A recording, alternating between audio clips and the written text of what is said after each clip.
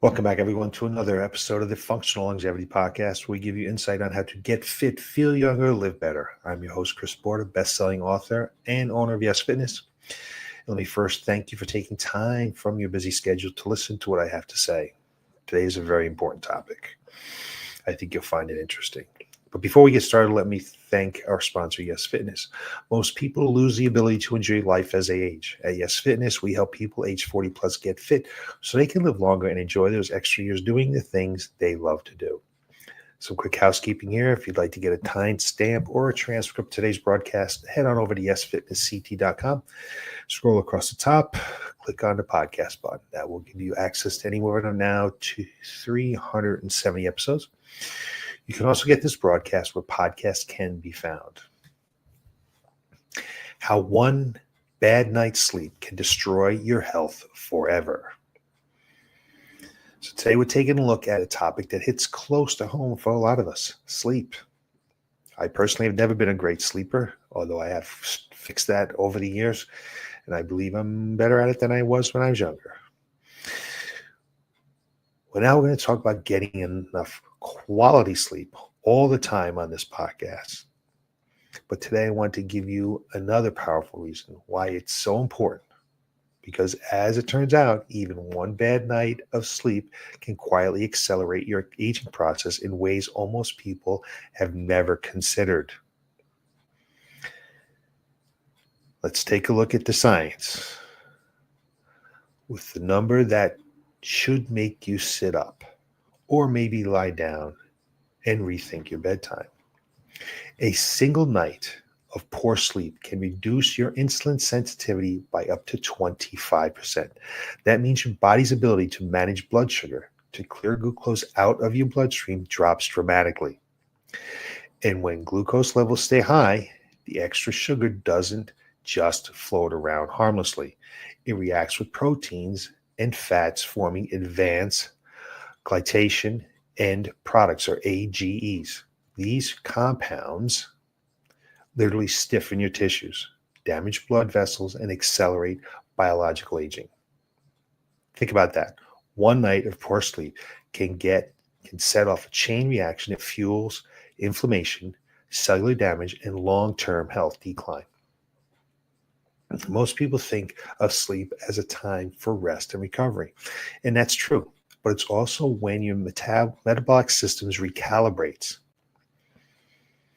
When you don't get enough sleep or you go to bed too late, your pancreas, the organ that produces insulin, becomes sluggish. It doesn't release enough insulin in response to rising blood sugar after meals.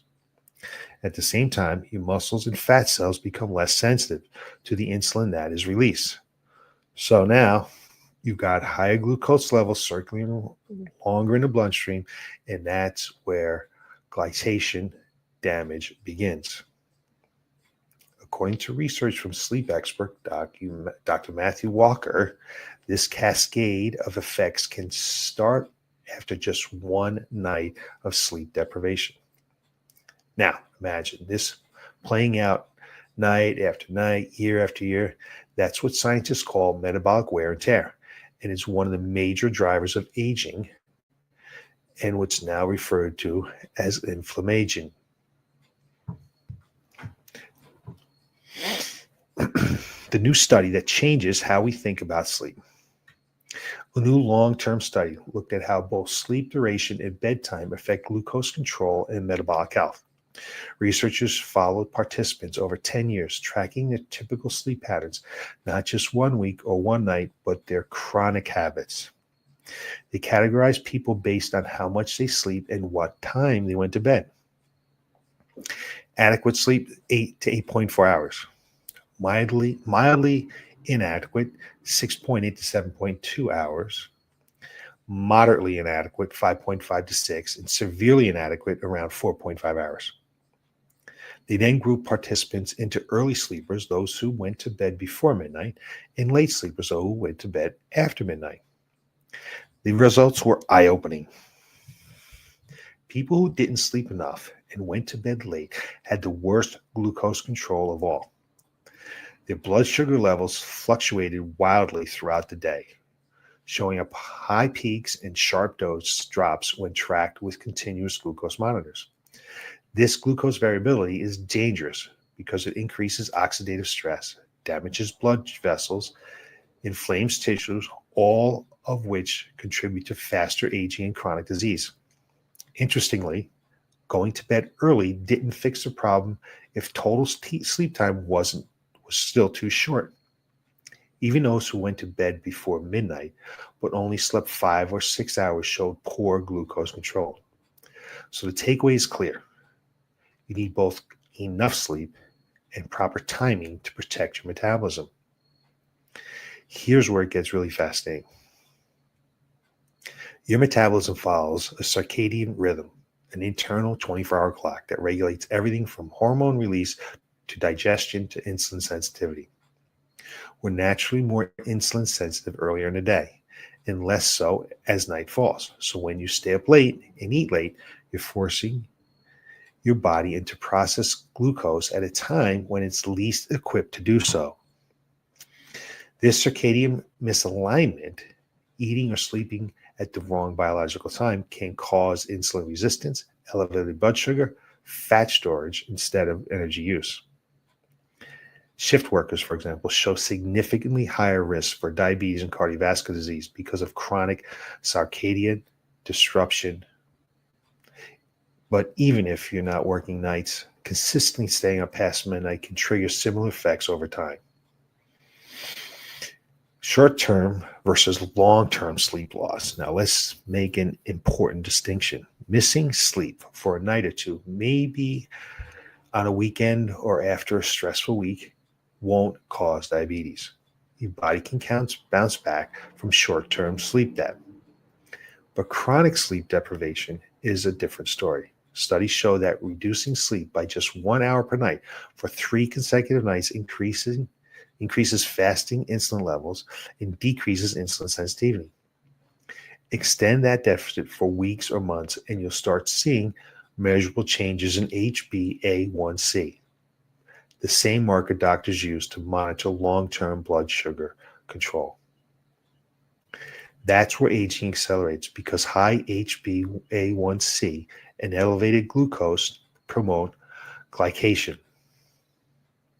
oxidative stress, and vascular stiffness. All these contribute to heart disease, cognitive decline, and cellular aging. Here's another reason poor sleep sabotages metabolic health. It throws off your hunger hormones. When you don't sleep enough, ghrelin, the hunger hormone, goes up, and leptin, the satiety hormone, goes down. So you wake up hungrier, craving sugar or processed foods, and less able to feel full. Combine that with reduced insulin sensitivity, and you've got a perfect storm for metabolic dysfunction, even if you're eating about the same number of calories as before. This is one of the reasons why sleep deprivation people tend to gain fat around the midsection, the most dangerous type linked to metabolic disease. So what can you do to improve both sleep quality and timing to support metabolic health and longevity? We've talked about this many times. And here's some evidence-based sleep hygiene strategies as a little reminder that really work. Get bright light in the morning. Morning sunlight resets your circadian rhythm and boosts alertness. Avoid blue light in the evening. Screens trick your brain into thinking you're still daytime, delaying melatonin release. Keep your bedroom cool and dark. The ideal temperature is around 65. Darkness triggers deeper, more restorative sleep. Avoid food at least 3 hours before bed. Late night eating disrupts insulin rhythms and digestion. Limit caffeine after 2 p.m. Caffeine can linger in your system for up to 8 hours, blocking sleep stages. Exercise regularly, especially HIIT. High-intensity interval training can offset some negative effects of short sleep or improving insulin sensitivity and glucose metabolism. When you can't get enough sleep, let's be real, sometimes life gets in the way and ideal sleep schedules. work, family stress. It happens. The good news is that regular exercise, especially HIIT training, high intensity interval training, can help your body stay metabolically resilient even during periods of short sleep. HIIT has been shown to improve glucose tolerance, mitochondrial function, and overall metabolic flexibility, even when participants were sleep deprived. That's one reason we incorporate strategic interval work and recovery sessions in our Y.E.S fitness programs.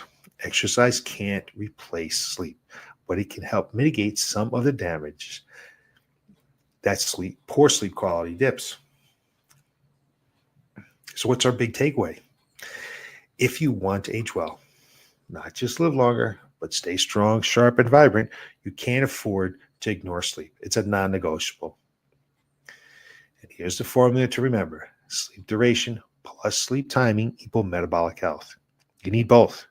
Going to bed earlier and sleeping longer protects your body's ability to regulate blood sugar, maintain a healthy weight, and slow down the aging process from the inside out.